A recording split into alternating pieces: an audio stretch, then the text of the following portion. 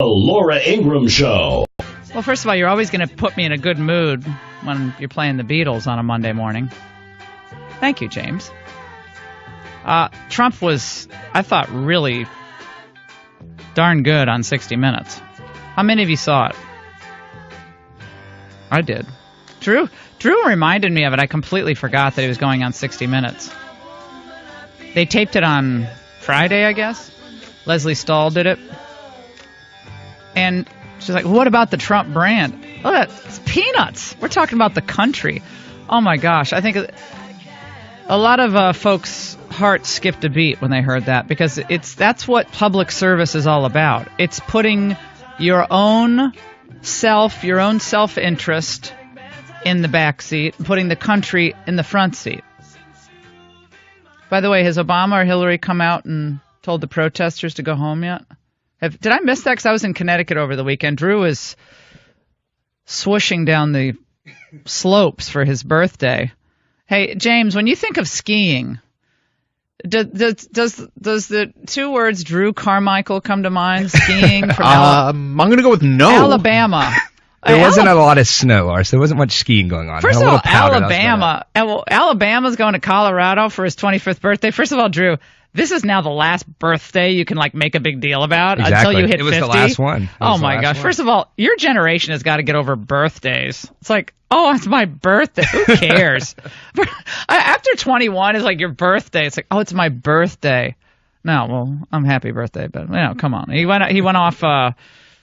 Well, he said he was going to be skiing, but where were you, Breckenridge? I was in Breckenridge. There wasn't a lot of snow. So any snow at all? A little bit. You had to go really high up. Corn snow? Yeah, fake snow. Yeah. And then Drew's he puts little wheels on the bottom of the skis going down woo, it's fun. So I was totally in the dark because I was visiting my uncle who's 89, my father's only remaining sibling. My father passed away a couple of years ago, so we're visiting him. What a joy to give that experience to my kids, to get to know their great uncle. He's just a phenomenal person, and just think about it. We take it for granted if you can still walk and you will walk out of a room, and we forget. Every time you drive by an elderly facility, think about the people who can't walk out of there and they don't have the freedom to get in a car and just drive to the store. I mean, folks we were visiting with was just like, oh, you're so lucky you can walk and go.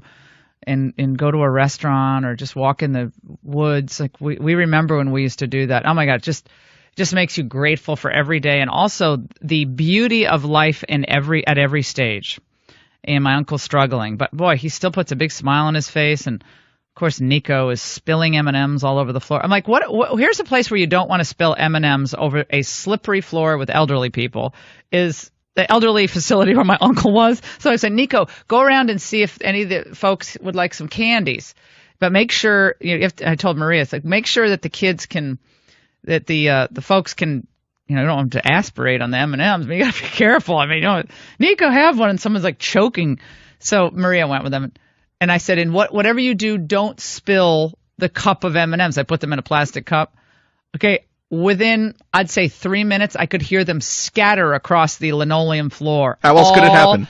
Over the linoleum, and he comes in crying. It's Maria's fault. I'm like, oh God, that was kind of this. That's kind of the tone of the weekend, but it was really fun. We had a great time. So it's a long-winded way of saying I was in a news blackout. And I'm going to tell you about Frank Capenas, who is also a dear friend, who was 96, 20-year Navy veteran, World War II, sharp as a tack, can't see.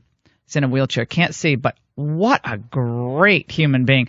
I just want to hang out with kids and old people. They're the best. It's all of us in the middle that are screwed up. The old people and the little kids I'm telling you, they have the beautiful spirit, beautiful heart, and wisdom. With that, let's just close out the show. No, okay. So I was in a news blackout, so I forgot that Trump was on 60 Minutes. And I'm thinking, taping an interview with 60 Minutes, could be a little, a lot of people would just avoid that. Like right off the bat, he decides to sit down with Leslie Stahl, knowing that, Leslie Stahl's probably voted for Hillary, and most of the people at 60 Minutes probably don't like Trump all that much. But nevertheless, I thought it was a really nice interview. He talked about the Well, he talked about whether the election was a repudiation of the Obama presidency, and I kind of wanted him to come out and say, well, of course it is. But he's trying to be I think he's trying to be magnanimous to Obama. But we'll hear what you have to say about it. Do you think that your election is a repudiation of his presidency? No, I think it's a moment in time where politicians for a long period of time, both parties, have let people down. They've let them down on the job front. They've even let them down in terms of the war front. You know, we've been fighting this war for 15 years. This was the message of your campaign. We've spent $6 trillion in the Middle East. $6 trillion. We could have rebuilt our country twice. And you look at our roads and our bridges and our tunnels and all of and our airports are like obsolete. And I think it was just a repudiation of what's been taking place over a longer period of time than that. For all of you who wanted him to say, you bet it was, Obama, we're rolling back everything. Think about how smart that answer is. Now, why is it smart? Because he's laying the blame at the feet of both parties where, frankly, it belongs. It's not just the Obamas and the Clintons he beat. He beat the Bushes. He beat the Chamber of Commerce. He beat the moneyed interests that funneled hundreds of millions of dollars into Jeb, into Rubio, into Hillary, into all these people, into Kasich, thank you very much, to all these candidates. He beat all of them. So for him to just come out and say it's a repudiation of Obama, yeah, but it's a repudiation of politics as usual, where the same people run the show, win or lose, whether they fail as consultants, they keep getting rehired, whether their commercials the previous election cycle were terrible, it doesn't matter. Someone like a Mike Murphy will still get paid $10 million. Well, Mike, you've lost the last 3 elections. Hey, it doesn't matter because, and it's a repudiation of all. It's a repudiation of the media. It's a repudiation of the pollsters. It's a repudiation of most of the pundit class, with the exception of a few of us. And so for Trump to come out and say, no, it's really the people were let down. I keep getting like ping, ping, ping, ping, ping, ping. My phone is going up going, are you watching this? And like, and then I know some people are saying, well, where was this guy during the campaign? If he did this the whole time, it would have. No. The only way to have taken out the Clintons is to have played the same rough politics that they played. And remember, they called Trump inhuman. They said that Trump was a racist. Oh, Paul Ryan did too? Oh, yeah. Okay. Paul is a racist, sexist, misogynist, stupid, inciting violence. When it was the Hillary people that were paid, the Robert Creamer, who was in the White House 250 times meeting with Obama, was that thug that was encouraging the violence at the rallies. They said he wouldn't accept the election results and that he would try to delegitimize Hillary Clinton if she became president. What happened? They don't accept the election results. They send their people out on the streets. They have AstroTurf protesters who are paid probably, I don't know, $10, $15 an hour to show up and hold their pre-printed signs. That's what they do. Okay? Trump actually is acting gracious, magnanimous, and putting it on the line about whose responsibility this all is and how he's going to move forward to clean it up. So, all the folks out there who are, he said this. Oh, he's put this person. He put Reince Priebus here. Take a breath. Let it out. That's what that woman at the rental car place told me once when I was getting a little antsy. Raymond always does that impersonation of her. I think it was Budget, the person at the Budget. I want to hire her. She was hilarious. I said, well, we got to get our car in the next hour. Take a breath. Let it out. Everyone needs to take a breath and let it out. Reince Priebus was selected for chief of staff. Steve Bannon, chief strategist, senior counselor to the president. I'm not an expert in staffing, the positions, who's, what, where. But I can tell you, both individuals have done fantastic work for this ticket. Steve Bannon is a brilliant strategist and, when necessary, warrior. And he's relentless. You're going to need someone who's relentless, tireless. He sleeps maybe 2.5 hours a night, maybe 3 hours. I don't know how he does it. He's got to get more sleep. He's relentless. He's exceedingly smart. He's with Trump on all of the issues of nationalist economic issues, populism, on the foreign policy. He's with him on all of it. Okay? Priebus has all the connections to the Hill, and I know what the concerns are. I get it. And at first, I had some of the same concerns. I understand. Well, this is McConnell's way of getting in the White House. Okay, let me just say this. Here's what you're going to have in the White House, I guess. I have no inside information about it, but this is what I imagine is going to be in the White House. It's going to be Bannon. It's going to be Kellyanne, both brilliant, phenomenal conservatives. It's going to be Steve Miller, who is the guy who put together all these speeches and is the policy guru and brilliant beyond his 30 years. Steve Miller. It's going to be Dave Bossie. I'm guessing that these people are all going to be, but I have a pretty good sense that that's a core group of people. Bossie's been around for decades in Washington. He knows, what the pitfalls are. He's really good at messaging. That's a pretty impressive group of people just right there. Then you got the Jason Miller, you got Hope Hicks, who's been a complete loyal soldier in this fight. Reince Priebus, from what I think they all get along really well. I've seen them together. They are all like working hand in glove. It doesn't mean there's not going to be tensions. It doesn't mean there's not going to be tensions. It doesn't mean there's not going to be some problems. But I think that's a pretty smart grouping of people. And I can tell you this, you're not going to get a better group of conservative fighters in that White House than the people I just laid out. I mean, I know pretty much everybody. I can't think of really any, maybe a couple of people I could think of to be in there, but that's pretty darn impressive. So I was impressed with this interview. We'll dip in and out of it during the couple hours that we'll be dealing with this just particular first interview of Trump's. We're going to talk to Conrad Black. He's going to be joining us. He was, oh my God, they were ridiculing him in Canada. He has been so ahead of the curve on Donald Trump, it's not even funny. So we'll talk to Conrad about what this means. And by the way, Trump was pressed on the wall because a lot of people think, oh, no, that was just a talking point. He's not going to do it. Are you really going to build a wall? Yes.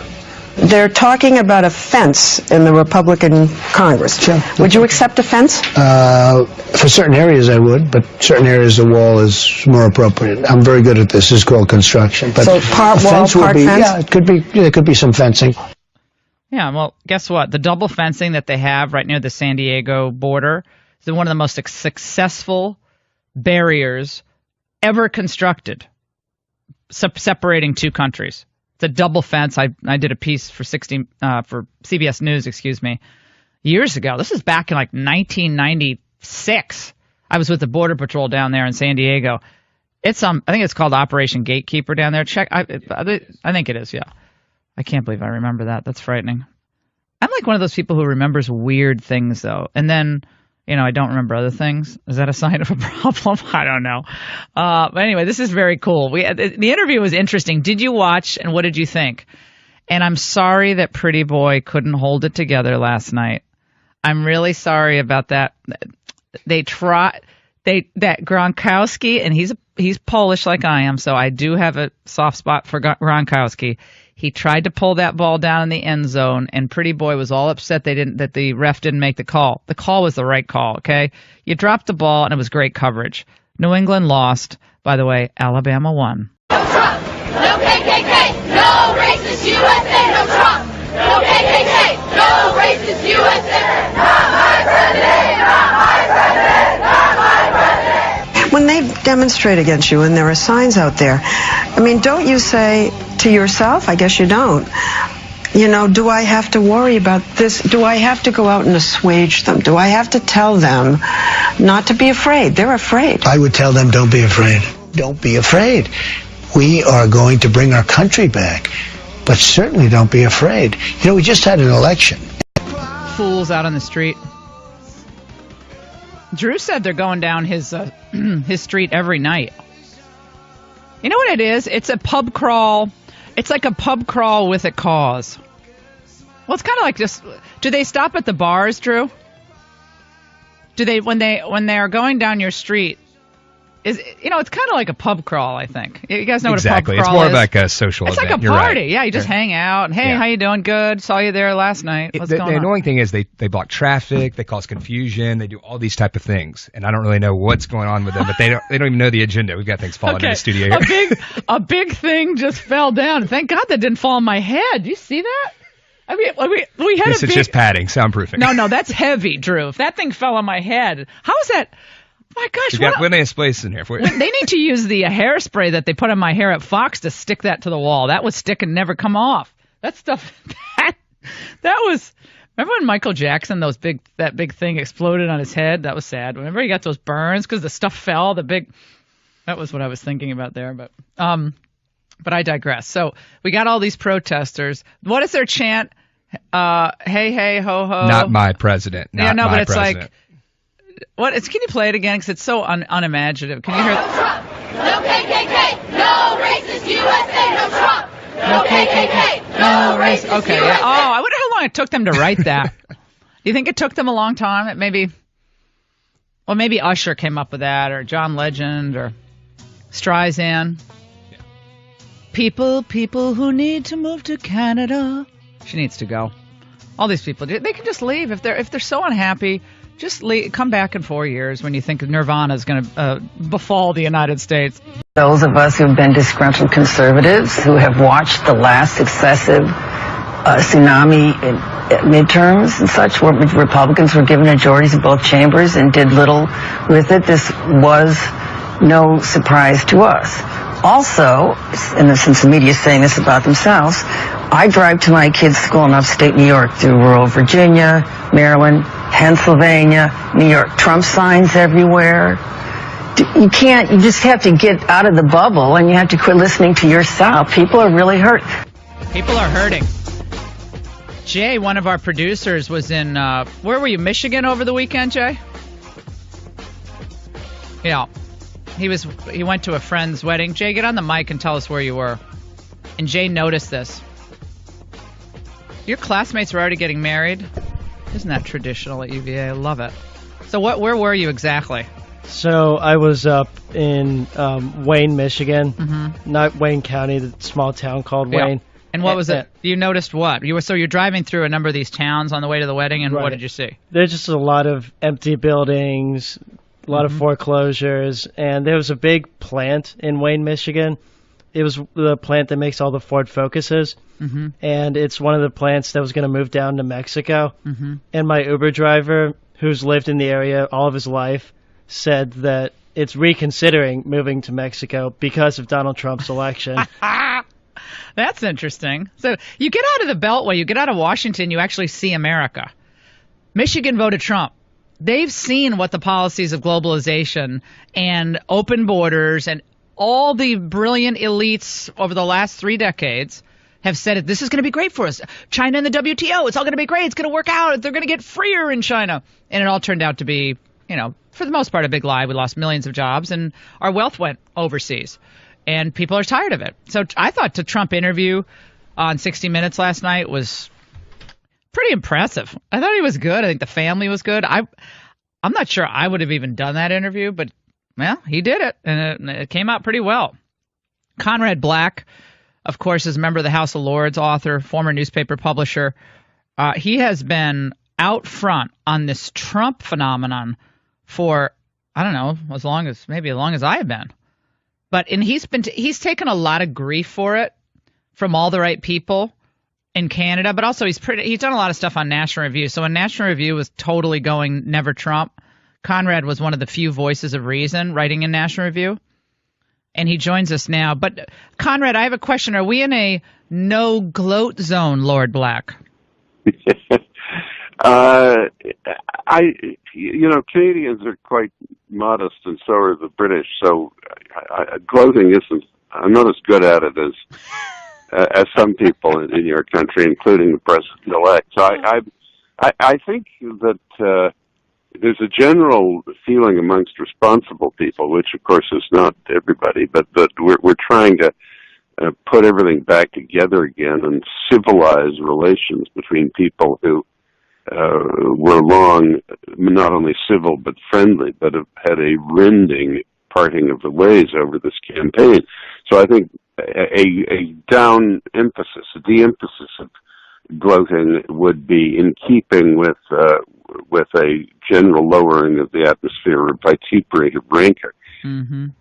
Now, with that said, I thought it was a bit rich, that I was on one of your programs with Fried Zakaria yesterday, and one of the people on the panel started raving on about how Donald Trump should be doing more to placate those who are throwing projectiles at the police and smashing windows and things in a few places in the U.S. over the election.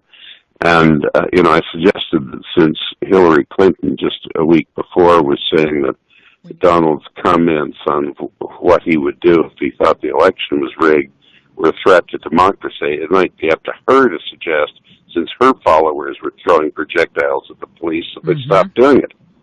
Well, but I don't want to gloat. I'm appalled at the extreme and completely unjustified nature of the smear job on Donald Trump. I understand why some people don't like him. Nothing wrong with that. But for the president to say he's a friend of the Ku Klux Klan, I was on with David Remnick yesterday, the editor of the New Yorker, and he was just raving and foaming at the mouth about how, for me to say that Donald Trump wasn't a racist and wasn't a sexist, and of course he isn't either of those things, that this caused him to think he was hallucinating.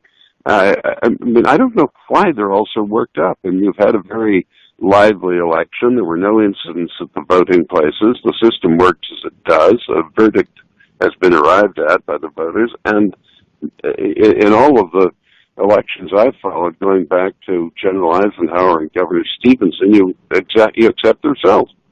Well, to hear the frenzy and the frothy denial on the part of some of these Democrats on television, it's embarrassing. I mean, it's really embarrassing. I think Harry Reid's performance, and I could never stand him anyway as Senate leader. I thought he was always essentially corrupt and obstructive, and you couldn't believe a word he said. Never. On any subject. But for him to announce that it is now up to the president-elect to do the necessary to settle things down, as if Donald Trump was the chief author of all the of all the epithets and purple allegations have been hurled about. I just don't know where it all ends. Fortunately, it ends soon enough with him leaving Washington. Surely, goodness, no one will listen to him once he's gone back to Nevada. Let's talk about the media, Conrad, because you wrote your piece. Most recent piece, I think, was how the free press, supposedly free press, failed, and finally the triumvirate of the royal political families, the Bushes, the Obamas, and the Clintons, are felled by this outsider candidate, and none of these poltroons saw it happening. What do we need to take away from this? The media mea culpas that we're hearing about, we got it wrong and we're going to be better and we're going to be more connected to the people. What was really going on there? Well, I think they just missed it. I mean, they all got into this governing conventional wisdom, and they were all sort of part of the system. And it was the O'Bushtons, you had the three families passing these great offices around amongst each other, and so they weren't all that severely contested elections. I never had the impression that John McCain or Mitt Romney were really all that interested in winning their elections when they ran for president. Certainly Romney had a one election after the first debate, and then in a very gentlemanly manner handed it back to the president, Obama. But the press are part of it. They were part of that purblind group that never saw that if you admit 12 million unskilled people into the country without even taking their names as they enter, eventually it is going to cause a real problem. I think historians of the future will wonder what on earth the governments and the media of the time thought they were doing with this, and they completely failed to see that in absolute and relative terms, the position of the USA for the first time in its history was declining. They couldn't believe it was happening because they were part of the ruling elite. The poltroons, as you just call them, they were poltroons, but they were part of the governance of the country. Yeah, with the big government, big media, all the bigs, big government, big media, big entertainment, big business. They all came together. Big Wall Street, yeah, that's big Wall Street, and they all had their noses in the same trough. Yeah, making money. Making money, big money off of this. Hey, Conrad, may I play for you a soundbite from our mutual friend George Will, who obviously was, to put it very mildly, was pretty thoroughly disgusted by Trump and Trump's becoming the nominee. He was, Trump was the vulgarian, troglodyte, et cetera, et cetera. This is where he discusses Trump's new demeanor, or the way he seems to be considering the presidency. Let's listen. He seems to realize inevitably that he sits atop an enormous Republican Party infrastructure.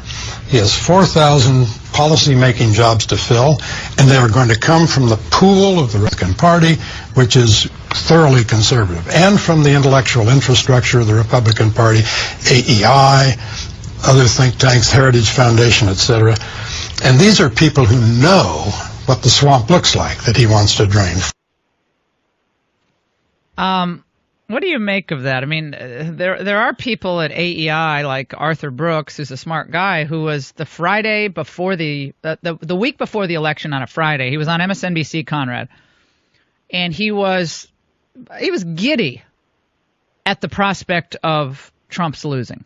I mean, really, he was like, and everyone was like, "Oh, the sage Arthur Brooks he's regaling us with the narrative of the failure of Trump," and then of course all these people were wrong. And so should Trump go back to that well of the same groups of people who have been getting so much wrong in foreign and domestic policy, economic policy, cultural policy? Doesn't he have to be pretty careful about who he brings in to drain the so-called swamp? Yeah, I think so. You'll recall that when Reagan came in, he really recruited heavily from California and Texas. Now, he'd been the governor in California, and he knew alternate sources of occupants of the jobs George mentioned quite well. And I'm not sure that Donald does, but I am in hopes that this duo of Bannon and Priebus can get the right balance. I mean, there would be some in the AEI and Heritage and other places that George mentioned that would be in the French word recuperable, that would rally to the new system and get in line with it and not undermine it and spend their whole time sniggering that they put one over on Conrad, the Trumpies. Can you give us the definition of recuperable? I mean, is it capable of being recuperated? What does that mean?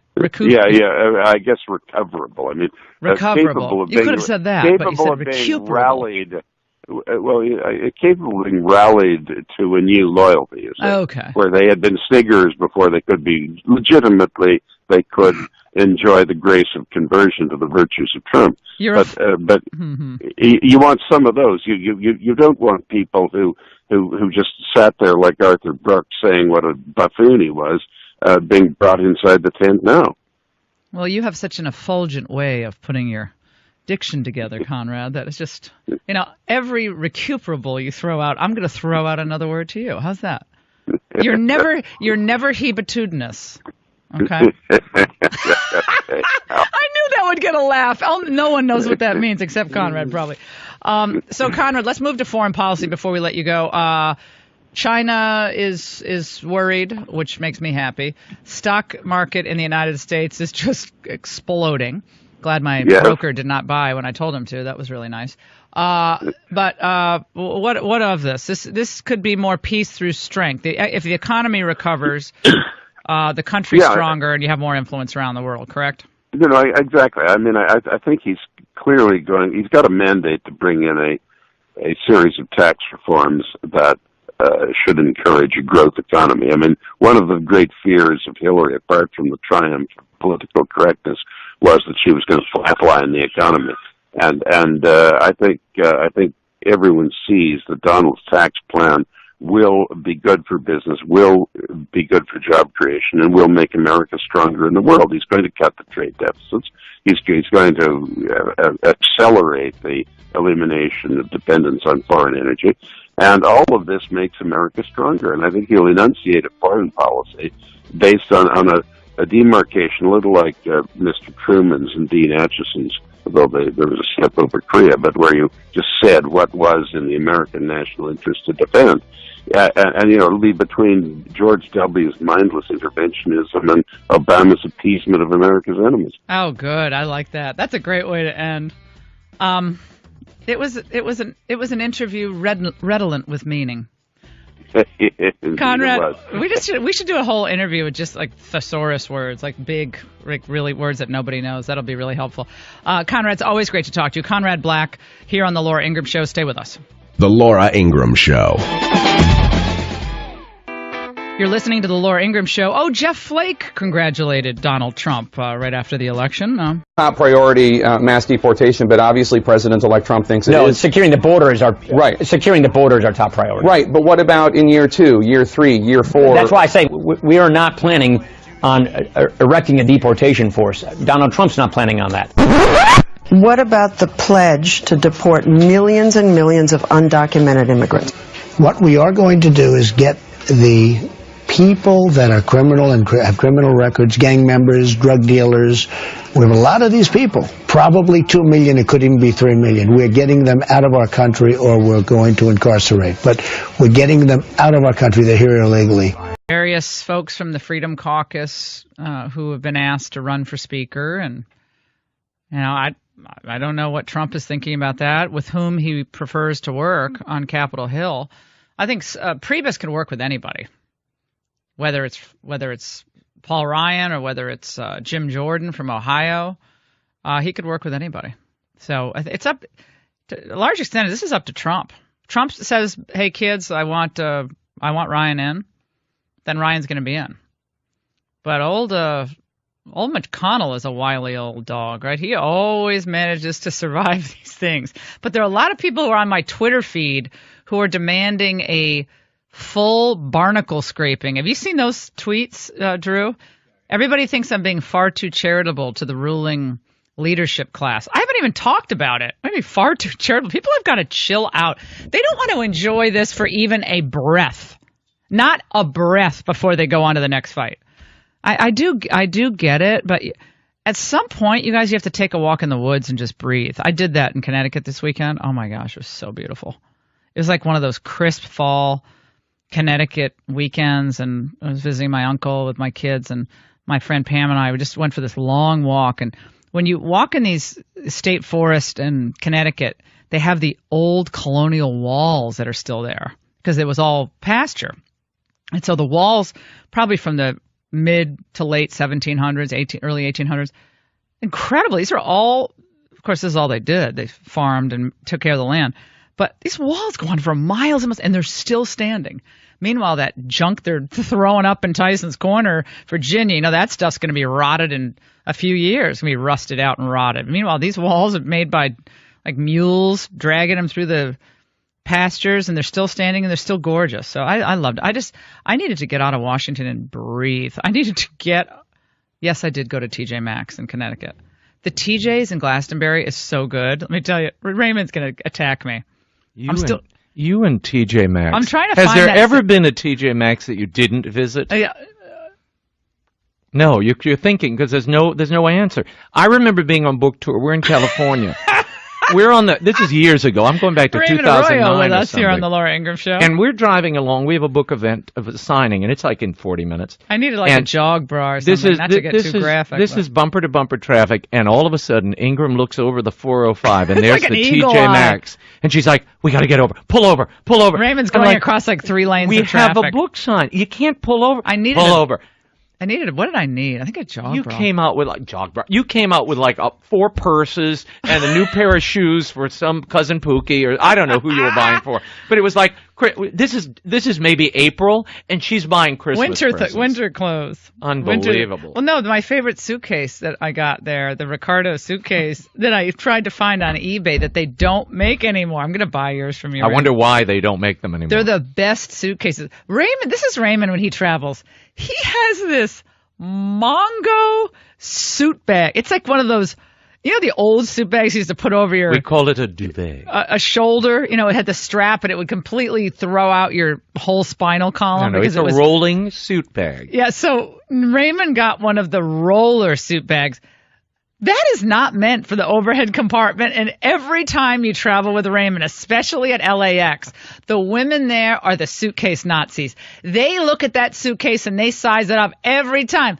No, Mr. Arroyo. They even know you by now. All right. Oh, yeah. No, you have to check that bag. All you have the to check Sky that Valet bag. people. Oh, Who no, are no. they? Who are the Sky Valet? Sky Force? For whom do they work, these Sky Valet people? I don't know. I think they're just freelancers who Oh, just no. there And to harass. Raymond gets into a soliloquy.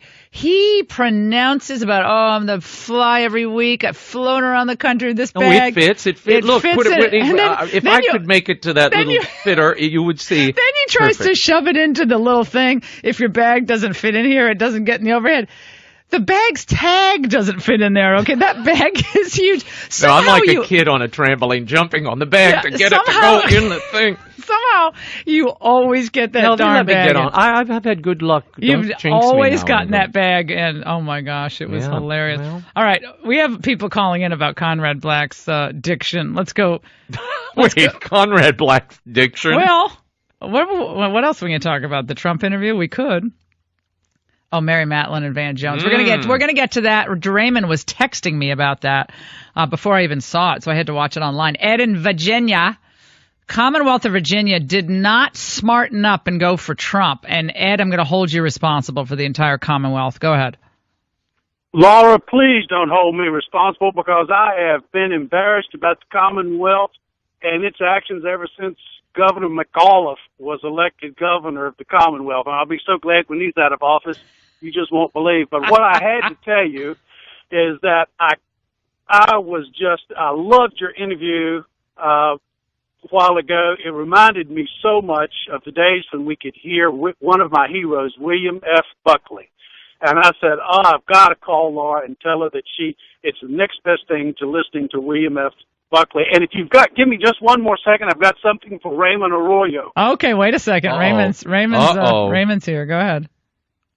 Raymond, I remember watching EWTN a number of years ago. There was an election coming, and Mother was seated there in her studio audience, and she was giving them what for. She said, now let me tell all you Catholics something. She said, when you go to the polls and vote, she said, forget about union membership and forget about all this other stuff that gets you in the Democratic column. She says, you go in there and you think about your Catholic traditions and principles, and you know before you go in whether they are right to life or not. And vote for life. Vote your conscience. That's what she did say. In contrary, I would say, Ed, to a lot of these bishops, Raymond, and a lot of the. Now you're trying to get me into trouble, Ingram. I can see the eyebrow raising like a Disney villain at that moment when you say there are these bishops. I see it. Cue the music on the take. They're meeting today, actually, in Baltimore. You'll hear nothing about it. No news at all. Are they meeting about how to figure out how to denounce Donald Trump? I mean, what's the meeting from the bishops? I think they're just trying to figure out how to survive. I mean, look, some of these men are holy and really good, wonderful guys and speak out forcefully at great cost. Yeah. There are others who are politicians, but this is the nature of the whole thing from the beginning of time. People tell me, aren't you upset? Jesus handpicked 12 guys.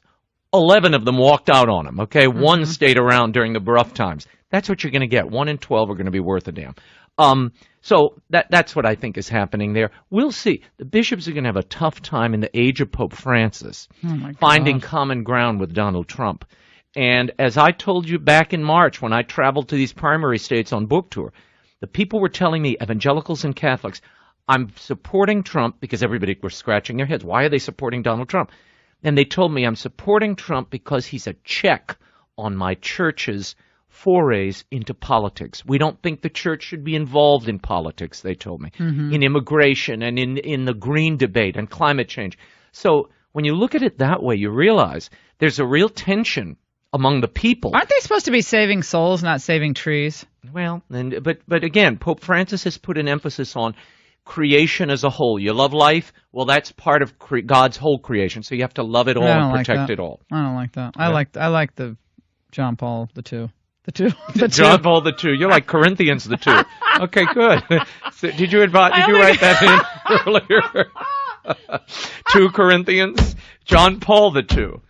Next, it'll be John Paul the II. Let me just say that I got 2.5 or 3 hours of sleep. Intimate with your Polish brethren. John Paul II. Oh, that's good. I meant to showing the depth of your Catholic understanding. Wonderful. Well, I only joined the church recently. There we go. Oh my God, I can't even funny. speak. So, as I was saying, the Pope said today that communists and Christians have a lot in common. What's that, well, Raymond? What is he saying we all have in common? How did this turn into the Pope Report? I was don't here know, just but to talk about I want to other hear matters. about your... The Pope did an interview with a 90-year-old atheist who doesn't take notes, but he's repeatedly talked to this guy and made headlines all over the world. He's an Italian journalist. He told this guy, Scalfari, this weekend that communists think like Christians. The quote was, "It is communists who think like Christians." And his idea was that they don't care about themselves. They just want to give to everyone and make sure everyone's taken care of. It kind of shows a big blind spot when they're not bulldozing them into pits. Right. Yeah. When they're not shooting your cardinals and rounding them up and burning churches. Yeah. Exactly. When they're not imprisoning people for their political views, they're just like Christians. I'm just quoting. Now, Raymond, this is when this happens with Pope Francis, we frequently hear it was a bad translation. Yeah, no, that's always. It is wrong translation. We always hear it's the bad translation. Is this a bad translation? No, it's not a bad translation. I think the Pope has repeatedly talked to this man. The Vatican came out and said, "Oh, he doesn't take notes and he's 90 years old and he's an atheist." Why are we talking to this man? Well, exactly. But the Pope keeps going back to him. Why? Because he reads the paper at La Repubblica. He likes the guy's point of view. So they have something in tandem. And the fact is, I think you can't say it didn't exist. It never was said. You take it at face value and you say, okay, the Pope, this is just his personal opinion, and this is what it is. Well, when I saw that, I was... So it's not my job or yours to try to explain things away. It's just you quote the Pope accurately, which I have just now, and you let the people figure this out, I think, and the church figure it out. And a lot of people are emailing in about speculation about yours truly and working in a Trump administration. And here's what I have to say about that. And has, to my mind, retracted your white lash with what you just said. No, that we have to not focus totally on the toxic stuff. But you should, and if you don't, you're wrong. You are not, that's not the path for progressives. We've all agreed at the outset of this show that the path is to go back to the Rust Belt and the rednecks. Well, you're not going to get there with climate change and Putin and all the rest of what you're talking about. What I said, and I stand by it, I said that race was a part, and there was a part, that alt-right part, there was a part of a white lash. And if you listen to the whole quote, you would agree with what I said. So I don't take that back. I did listen to it. And then you said, what do I tell the kids? What I would tell your kids, I'm a black man in America who went to Yale, who's written books, who served a president, now has a TV job. Culture, but man, Mary Matlin going back home with her husband, of course, from Louisiana, going back to New Orleans. She's really fit in well down there. She can't wait to get the heck out of Washington. I know, she was in Washington for 24 hours. She's like, I got to get out of this town. It's just, I got to get back to New Orleans. Yeah, but can you imagine the reception she got when she got home? What do you mean? Mary, why'd you say that? Why'd you say all that about Van Jones? Van Jones is a perfectly good guy. Why the hell are you saying all that? It's a white lash. Now we're not going to be able to get invited to any of them parties over at Van's house, and I like the way he lays out all that, you know, the chocolate, the fountains there. I like that, and I love the fondue he's got over there. Give me that crawfish. It's terrible. You ruined the whole week. Just don't even talk to me, Mary. I'm going upstairs. I'm going to look at the stats, and the Saints lost. I'm going to go shoot myself. The Saints did lose. They did lose. I was about to shoot myself. Did LSU lose, or did they have a bye, or you don't even know? Oh, Drew I don't doesn't watch. know. I don't. They lost? Them. Won. Okay. Jane. Oh, they Jane won. knows all the scores. Then then he's okay. James will be half bipolar. Happy. Yeah, he'll be half in, half out. But I digress because these white lash comments by Van Jones are among the more, they're just ridiculous. I mean, honestly, you lost. And he got more of the black and Hispanic vote than Romney got. After all of the media attacks and the hits, he still got more. Now, what does that tell Van Jones? Well, apparently not that much. I'm a ninth-generation American, and so we have not escaped because I went to Yale. You should all not the problems be a racial polemicist. You should be a racial reconciler. You should be ashamed of yourself to say that to me to my face. I've spent more time in this country. Would I say it behind your back would be better? Hold on a second. I spent more time than you have trying to be a racial reconciler in this country. Really? How do you know that? Do you know anything about me? Well, you apparently don't know anything about me. Yes, I do know. Your daddy, your grandparents were teachers. Your grandfather was a bishop. Whoa! She just went down the whole road. How did she did her? Mary did her research. She did her. Well, I have to say, in her defense, I mean, I've spent a lot of time in New Orleans around the Carvels. They have there is not a more multicultural house on uptown than theirs. I mean, they're close to Donna Brazile and black leaders, white leaders. I mean, they actually are part of the.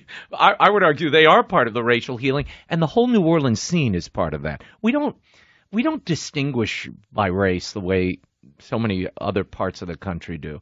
It's our gumbo is reliant on one another. And yeah, there's a real the flavor. Look, I'm moving toward promoting my Christmas time in New Orleans. That's Christmas. When is that airing, by the way? Right after Thanksgiving. We'll come. I'm going to play we'll talk about clips. We'll talk about it. All right, great. We're going to take a break. 855-40-LAURA. Sean Spicer is also going to join us, communications director for the RNC. Who will become head of the RNC when Reince leaves? Oh, really? I was hearing that. No, I said who will. Who? Oh, I see. You thought I meant who will. I thought he will become. No, I'm saying who will. It's a question, you're asking Raymond. a question. I needed a better inflection at the end of the. See, this is what I'm here to help. Yeah, I heard Corey Lewandowski wanted that job. I heard that. A young guy. No, not that young to have it.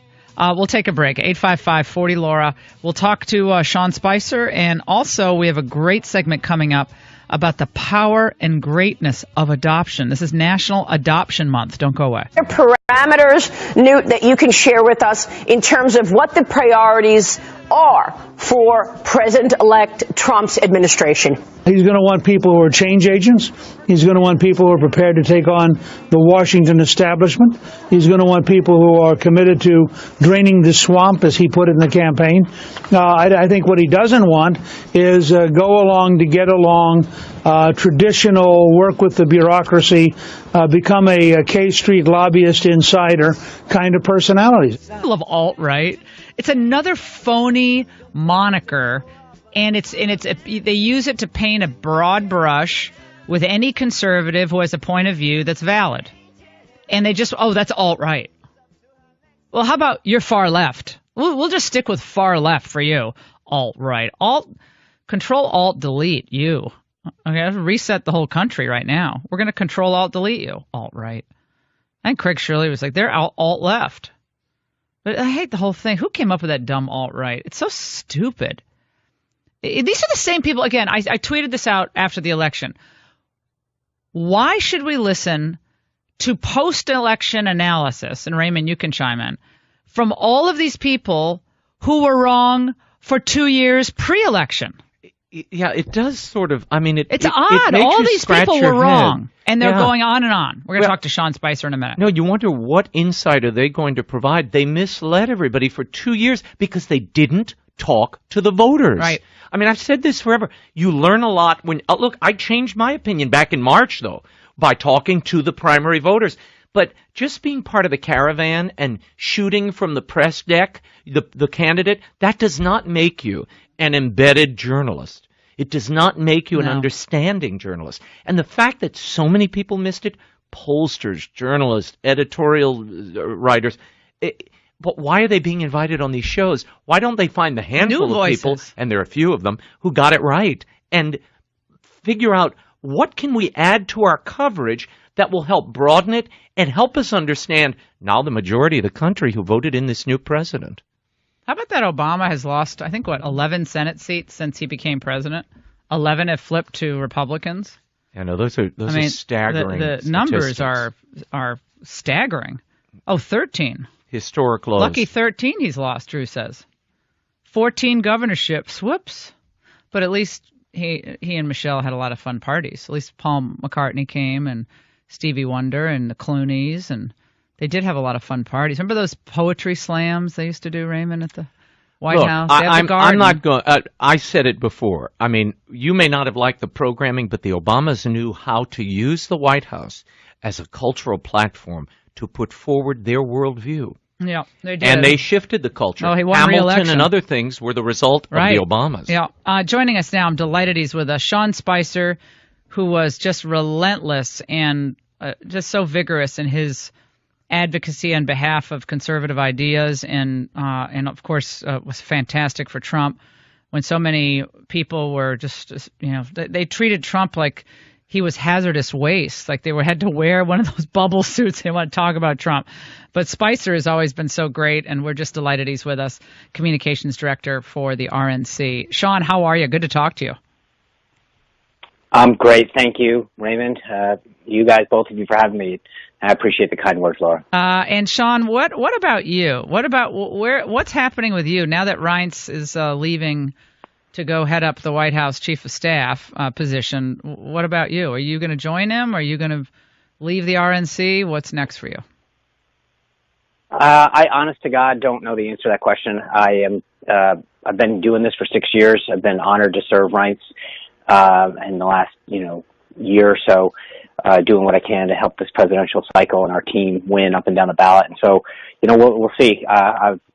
Reince's term goes through January here. Mm-hmm. So I'm going to continue doing my job, and then we'll see what if I can be of help to either Chairman Priebus or Mr. Trump, then I'd be honored to do that. But I'll keep fighting for while I've got this job for as long as I can for our party and what we've done up and down the ticket. Well, if certain individuals came to you and said, we need you to head the RNC, would you consider that?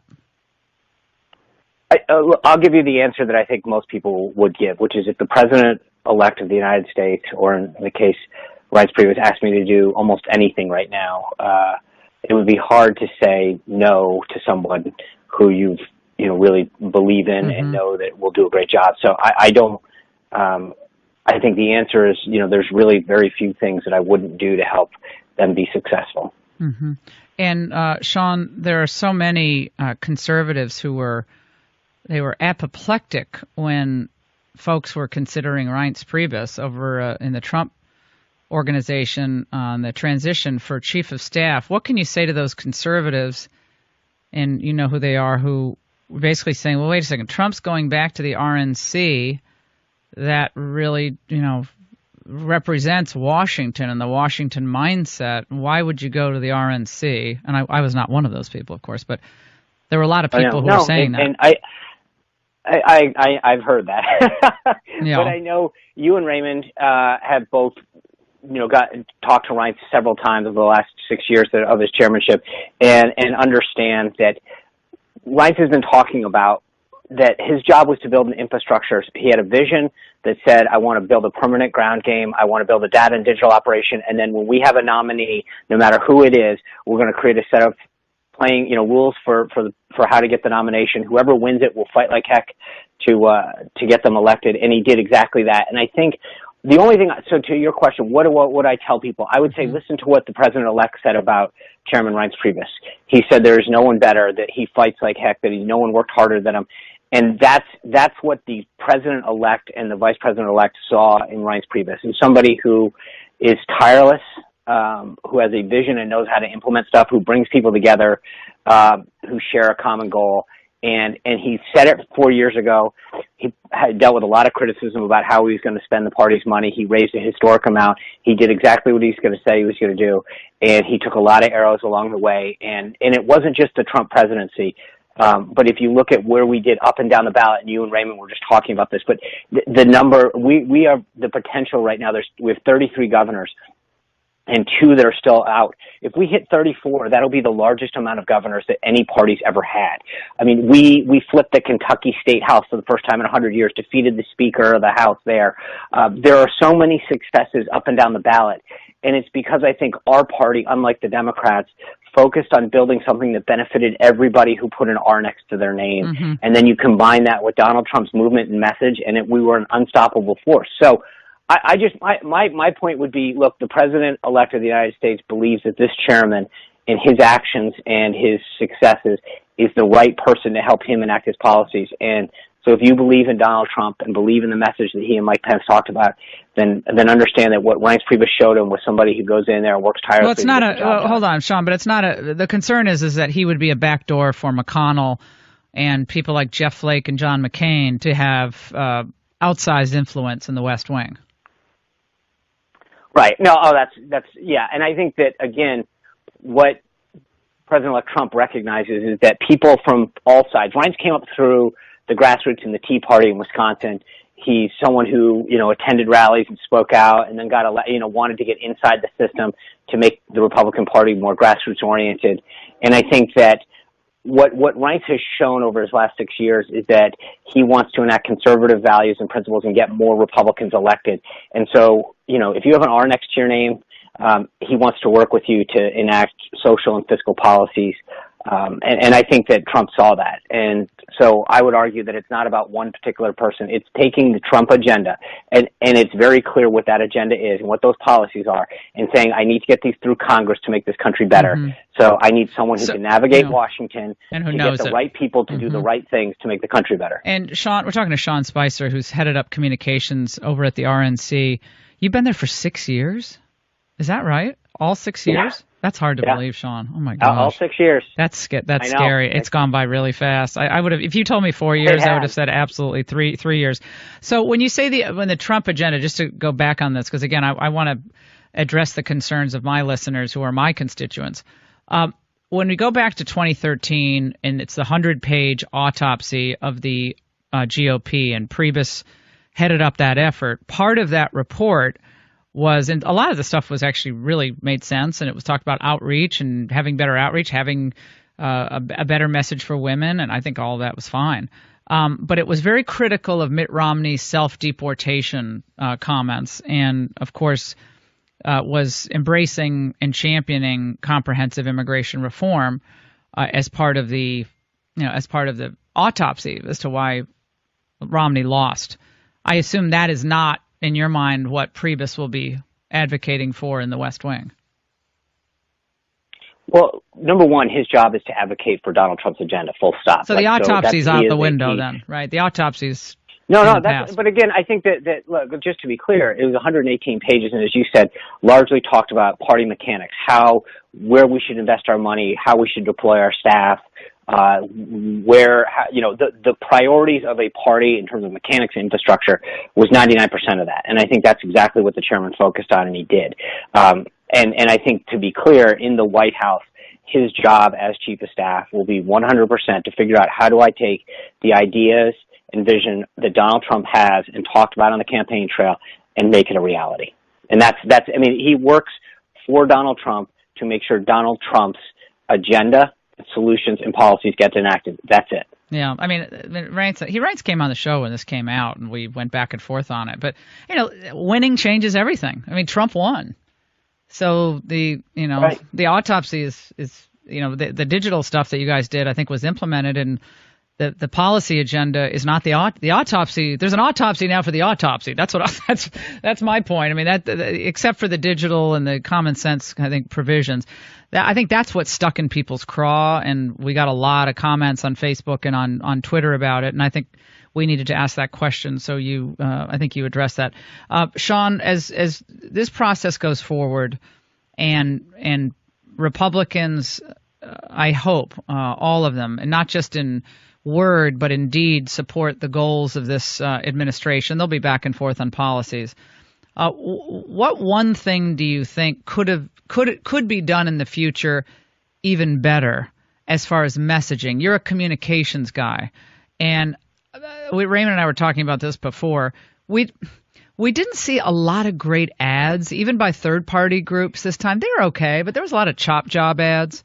They didn't seem to tell the story of America's decline and America's new hope in Trump. Would you recommend anything new on that front? Even though maybe ads weren't as important, of course, for Donald Trump, but for most candidates, they still matter somewhat. Right. What did we learn from that? I think the one big takeaway that at least I've believed in and continue to believe in is that we have, and Donald Trump epitomizes this, that we have the ability to bypass the media, especially with social media now, whether it's on straight digital emails or going through different filters, Twitter, Facebook, Google, and having a conversation with individuals, as opposed to trying to go big and saying, let's put an ad out that just goes up on television and hope that people watch it. And I think that the Trump team, working with the RNC, really was able to make huge advances in digital to talk specifically to voters about their specific concerns and issues. And I think that's one thing that I think candidates really need to start to understand, is that the tools are now available to have much more specific conversations with folks, as opposed to trying to figure out, how do I raise enough money to do, 1,000, 2,000 points in my media market. And I think people, if you look at where I think a lot of the media got it wrong, was they got wrapped up in this, DC, New York media mentality of, well, we know better. And I think that the average voter out there was having a very, very different conversation online with their friends and in person. So I think understanding that dynamic is extremely important going forward. Sean Spicer, Communications Director for the RNC. Sean, it's great to have you on. Thanks for your perspective. We'll take a break on the Laura Ingraham Show. It turns out that Saturday Night Live is still not funny when we come back. Maybe, is that Amy Schumer? Or maybe she could be welcomed by all the Muslims now and making their way through Spain. I'm sure they'll greet her very warmly.